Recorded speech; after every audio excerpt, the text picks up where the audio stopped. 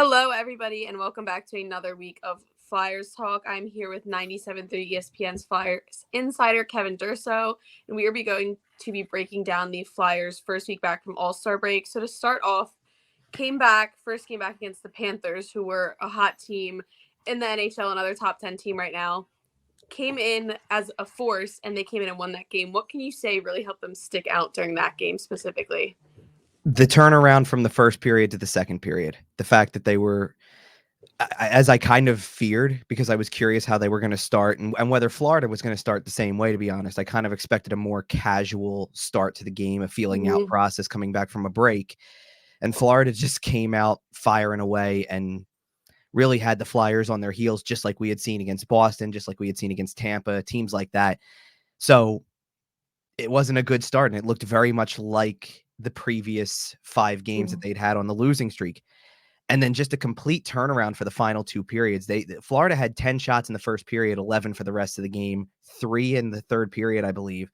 And they just shut them down completely. And it was quite an impressive performance to go from that kind of start where nothing seemed to be going right for you, and you were basically surviving because Sam Ersson was playing so well, and then come away with a win because you grinded out another game. As soon as they got the game tied, you're looking at that game going, well, who cares how bad the first period looked? They're through 2 periods and they're in this game. They've got a shot. They're competitive. And let's see what the third period brings. And sure enough, it was very early on that Noah Cates got a goal. That's a very, that was a playoff type win for them because you get the contribution from Noah Cates, who hadn't scored a lot. That was only his second goal of the year. So he hasn't scored a lot. A depth guy gets the game-winning goal. Your goalie delivers that kind of performance. Your defense stands up and doesn't allow many opportunities. Really impressive for them to come out of the break, have the first period that they did, and then play the last 2 so effectively, so on brand for them too, just so to their identity. And I think it kind of calms people down when you watch a game like that and go from, well, the first period looks so much like what they were doing before the break, and then the last 2 look like the team that got to where they were through 50 games. I think that was what was so impressive. Torts, after that game, after the second period, he said he was hyped up in the locker room. He talked to the boys that that's how you play hockey. But then he came out after yesterday's game, which was also a win, after the game, saying that the team was flat and that last period was not how he wanted them to be playing hockey. So what was that difference between Florida's second period and the third period against Winnipeg? Yeah, I think, and part of it is just the score of the game. They go up 4-0 against Winnipeg. And I think naturally as the second period played out, that, Winnipeg maybe looked like they were going to have something for that second period. They give up a shorthanded goal, and all of a sudden I think they lost kind of that momentum as well. So the second period kind of just, despite the fact that Winnipeg had 15 shots to the Flyers 2 in that period, I don't really recall many that were high quality in the second period for Winnipeg. So it was kind of a comfortable 4-0 lead. I think that that's what showed in the third period, that the Flyers played comfortable, kind of like, okay, this game's decided. Don't need to make the push. Don't need to play with as much energy. Very much the same way that Boston played when they played the Flyers a couple weeks back. And it's, you're up 5-0 early in the second period, like Boston was. You don't have to give it your all. You don't need, David Pastrnak by that point had 2 goals in the game and didn't look near the level of player that usually is for the rest of the game, because naturally you slip back into kind of a comfort zone. I don't have to push it as hard in this game. It's already decided. I think that's what happened. And then John Tortorella just gave you that reminder of that's not our identity. And because of that, I'm not standing for that, despite what the scoreboard says. That's it's on the scoreboard 4-1. That's a pretty convincing game for them. And another win against a team like Winnipeg that, is in the top 10 and has that kind of reputation in the league right now for playing the way that they do and has the talent level that they do. I kind of, and I think one of our last videos, I alluded to this, that when they were going to play Winnipeg the second time over, it wasn't going to be like the first time where Mark Scheifele's out, Kyle Connor's out. It wasn't going to be the same thing. And they silenced those guys too. So I was really impressed by that. And they did play all in all, mostly. I think that was the thing with the third period. Defensively, it started to slip more than anything. I think that if you're not generating as much offense, okay, that's not as big of a deal. But they started to really allow for Winnipeg to get those scoring chances, especially in the final 20, especially when, and there were opportunities throughout too. I mean, I kind of look at when it was 3-0, they're up by a comfortable margin to an extent, but Sam Harrison makes a save after having seen 3 shots in the first period with 10 seconds left that, if that goes in, maybe changes the course of this game. They know it might not be 3-0, it's going to be 3-1. They get a power play early in the second period. Maybe instead of a shorthanded goal that the Flyers get, they allow a power play goal. It changes the complexion of the game, and I think that's what Tortorella is focusing on the most. Is there are little moments within that game where everything could have changed, and because of that, don't let it slip. Don't stop playing to your identity. That's not what he's going to accept, and the team, the team has a practice to follow up the game, and I'm kind of curious to find out what kind of practice it turns out to be, because they didn't play to their standard that Tortorella is trying to set in that room in those last 2 periods, and because of that, I think that now you're going to see a practice that reflects playing to the standard, and certainly I think you're going to see a more motivated team on Saturday as a result, because of the fact that they didn't play to their standard, and basically don't feel as good about a 4-1 win as you should. Before the break, the team was really struggling. They were on that 5-game losing streak. Coming back from this break, they got Owen Tippett back their first game. TK comes back from the All-Star break, continues his point streak against the Panthers, then continues his point streak against the Jets, and tacking on his Gordie Howe hat trick. You have players, like you said, Noah Cates coming in, scoring only their second goal of the season. Morgan Frost is making huge plays again. Last night he had not only a goal, but he had that interception right in the middle of his own defensive zone where they were able to take it back down ice. And these are things that they can capitalize off of. How big is this right now to see the offense meshing after this break? Well, it shows how needed it was, that a lot of these guys needed that refresh, that reset to kind of come back and be back to what they were used to doing. I think bringing up Cates is really important because he, missed so much time with the injury, and really, if he can find his game to that level, that's huge for this team. Everybody else is kind of just contributing in a way that we had already seen. It was just how it showed how desperately the break was needed. Having Owen Tippett back brings an element to the offense that allows for other people to maybe stand out more, because there's a focus on Tippett to do something throughout the course of the game. And he hasn't, he hasn't looked overly impressive in these 2 games back, but he certainly doesn't look like anything is hindering him either, which is good. If Konechny's going the way that he is, Konechny's really such, and I wouldn't even just say that about this year, but in general, he's such a spark plug to this team that when he's going at that level and doing the things that he's doing, I mean, to get the Gordie Howe hat trick that he did against Winnipeg, he played 4 minutes and 8 seconds of ice time in the first period and had about as much action as some people see in an entire game. So that's the kind of night that he had. And if you add in elements of these other players, if Frost is able to score, Tyson Forster got a goal in that game. Ryan Poehling had a really strong game. Poehling looks completely rejuvenated in terms of 2 different angles, having the break and getting the commitment of another 2 years with the contract extension. It looks like that's possibly done wonders for him. So when you can get all of those guys maybe doing things at one time, that was kind of the problem with the pre-break, was so much had dried up so quickly. When Tippett was out of the lineup, Konechny was in a bit of a scoring drought. Those things start to dry up, and it kind of follows the whole team around. So now that they've got multiple people contributing, maybe getting it from the depth, that's how you're going to win games against teams like Florida and Winnipeg that have the depth to match and are going to be in the top 10 in the standings for a reason, because they can consistently do it. If the Flyers start showing that they can consistently do it too, that's why they've hung around the playoff picture in the first place, and they'll continue to do so as long as they keep getting contributions from everybody. All season, they've kind of struggled with the power play aspect of the game, but their power kill, they were 3 for 3 with that power kill last night, even having that shorthanded goal. I believe that was Poehling that had the shorthanded goal. How important is that, like, as a team who is in playoff contention, to have that power kill as an accessibility going into what could be a playoff run? Yeah, and they don't need to score on it every single time. I think Brian Boucher brought up on the broadcast that it's been a while since they've come through in that particular way. They don't necessarily need to do that, but I do think that another element of that is how, the teams that they were playing right before the break all have really good power plays and have guys on those power plays that are dangerous just by themselves as individuals. So when you're facing Nathan McKinnon, Nikita Kucherov, David Pastrnak, and you have to be so on guard for those guys when you're killing a penalty, that can lead to power play goals against, because somebody's inevitably going to be open as a result of trying to focus so much on those guys. They faced 2 really good power plays coming back from the break too. And yeah, they gave up a power play goal against Florida, but they really limited from there. And they definitely did that against Winnipeg, and kind of come through in that way and have one of those moments again really helps as well. When you haven't scored a shorthanded goal in a while and it's been a bit of a calling card to your season, you start to, that kind of helps you start to lose the identity a little bit too when it hasn't happened in a while. And it was kind of, I think it was just kind of fitting. Paling has had such a good game to that point that he's one of the guys who kind of gets involved in that and does something with that.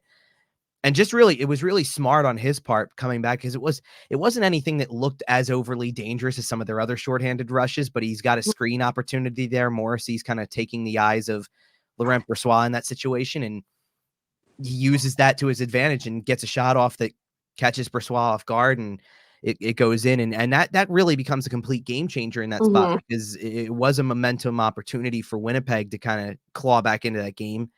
And instead the Flyers go up 4-0. And it's like, okay, now this is even more comfortable than it was before, when they can use that to their advantage. And they've used it in both ways. They've used it to get back into games. They've used it to maybe take a lead. They've used it to support the lead and kind of give them some insurance. So when you can use it as a benefit, it's really weird watching the dynamic between the two units. The power play has opportunities. The power play had 58 seconds of 5-on-3 time in this game and didn't do anything with it to kind of further put the game away.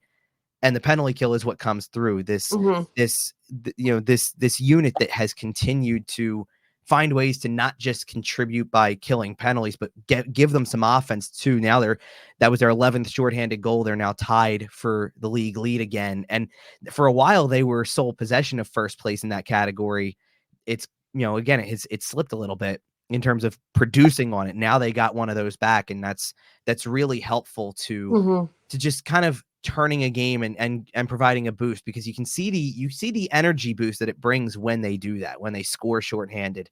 So as long as they can keep utilizing it, that's part of the reason why they're in playoff contention, is because when you have a unit that's been that strong, that's top 5 in the league, second in the league as of going into Thursday's game, and will continue obviously with the 100% night that they had, that just continues to pile it up. I mean, it makes you also think about the other half of this equation. What if the power play could score? Because if the power play was scoring at such a rate, that who knows where they would be in the standings if they were able to take advantage of those just as much as they do the shorthanded opportunities. So it's a huge benefit to them to have something like that can turn a game on a dime like that. Another reason that they've been in playoff contention this entire season was their goaltending. And before the break, people really started to kind of be wary of that after what they thought didn't seem like the right performance. But Sam Ersson these past 2 games has been absolutely standing on his head in between the pipes. He's been amazing. And how important do you think that is? And being able to rely on him, knowing that he's now come from backup to front? Yeah, it's big for 2 reasons, because I guess you look at the short term and the long term of it. In the short term, they need him to be like that if they want to make the playoffs. And because, you have to talk like that, despite, they're kind of in a win-win situation as a team, because if they make the playoffs, that's great experience for a young team. If they don't, and still, I guess, approach the trade deadline the way that they could and still come away with a lot of assets as a result, that would really just be an ideal situation either way. I mean, they can make the playoffs and maybe do that too. So, but Ersson's going to be such a key to if they do, because they need their goalie to be their best player in certain situations. And he's been able to do that in the short term. And if he's able to do that down the stretch of a playoff run, I think that kind of confirms a lot of things. But long term as well, like you kind of need him to prove that at this point, given everything that's going on, that he is able to be maybe a franchise goalie. And the way his approach, I think, has always been that of a franchise goalie. He's very calm about everything. Nothing really seems to faze him. He just wants to play. But at the same time, there's not enough of a sample size to kind of prove that he's that guy performance-wise yet. He's had a really great season, but it's just one season to this point, and you can't really go off of that really small sample from last season and everything this season up to this point, because it's been such a tandem. Now that he's really going to take ownership of the net, it gives them the opportunity to see, can he handle kind of the franchise workload? And it was he was facing tough teams, and he was facing, opposition that, especially when you're coming up on a break and he played so much in January, that it was going to kind of start to wear at him. The break looks like it's Mhm. refreshed him a lot. Now he is in a position where he can take full advantage of the opportunity and he can get these opportunities. I think it's really beneficial to him also that February looks the way it does from a scheduling standpoint, Mhm. that there's some gaps in here that allow him to get a day in between games to refresh instead of being in a position where he has to play maybe back-to-backs, kind of the way that the Colorado Ottawa game went, Mhm. where he came in relief and then played another game. That's going to wear on you really quickly. The fact that there are some natural 2 and 3 day breaks in there are going to be really beneficial to him playing a lot and not necessarily being overworked. So if he can handle that and handle what basically would be a normal number one workload and perform the way that we've seen so far Mhm. through these 2 games back, then it'll certainly show in the numbers. For as poorly as some of those games before the break went, he's still top 10 in goals against average in the league. And if he can only benefit from the break and boost those numbers, kind of get the save percentage back, the last 2 Mhm. games are going to really, it was interesting as, 3 shots on goal before he makes that big save at the end of the first period. You're going, here we go again with one of these games where this isn't necessarily helping your save percentage a ton because you're not seeing a lot of volume. Mhm. It may be 4 for 4 in that first period, but it's not volume that gets you anywhere with your save percentage. He ended up finishing the night with 28 saves. So Mhm. that will help the save percentage numbers, and that will help make it look like by the numbers as much as by the performance Mhm. that he looks the part of the number one and can be that guy. So it's a really good return from the break, and he's got 2 more opportunities on home ice. I would assume anyway. I'm not trying to say that he's definitively going to get these starts, but they're going to probably use him in these 2 games while they have an opportunity to build up some points before that week that you don't have a whole lot of action going on game wise, and he can kind of have that mental recovery before playing another really tough team. And then the spectacle that is the Stadium Series, because we got to assume that he's at least getting that Mhm. one. And, that will help him, only help further this kind of narrative of what he could be in terms of his future with the team. Mhm. So a great start back from break, and they have 2 more games coming up. Saturday they have the Kraken. Monday they have Arizona. What do you think these next 2 games look like? Well, I think having the benefit of the previous 2 games, I can kind of talk about it maybe more Mhm. from an angle that I wasn't sure I was going to be able to talk about it from, because I think if they lose the 2 games against opponents that are better than them in the standings, like Florida and Winnipeg, then there's pressure in this Seattle game to win it because they are behind you in the standings, and Mhm. you probably start to feel like the playoff push is starting to find like a critical point again and starting to maybe collapse a little bit. They've kind of reaffirmed their spot because of winning 2 games. And even if they're not satisfied with a Mhm. 4-1 win over Winnipeg, despite what the scoreboard says, you got the points and you kept the playoff position. And now you're going to get 2 teams that are going to be desperate because of where they stand in this playoff conversation in their own right.